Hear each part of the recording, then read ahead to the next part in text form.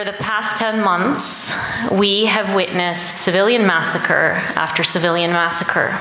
We have treated so many children who have lost their entire family, probably heard it, wounded child, no surviving family, WCNSF. This is a term that has been coined since October to describe this very frequent phenomenon that I personally witnessed more times than I can count while I was there. For the children who I treated who were discharged, and survived, they face a Russian roulette of 100 ways that they will likely and potentially die when they leave the hospital.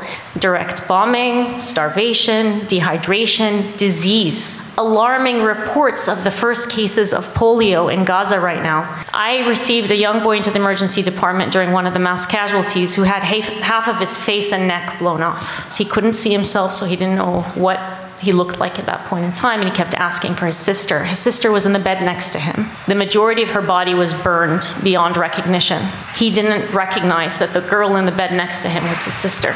His entire family, parents and the rest of his siblings, were killed in the same attack. He was lying in his bed and mumbling because it was so difficult to talk, and he kept saying, I got really close to him and he said, I wish I had died too.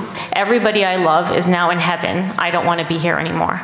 As the US continues to fund this military campaign, we have no choice but to exert as much pressure as possible and use all the leverage we can to change direction, the direction that this country is taking.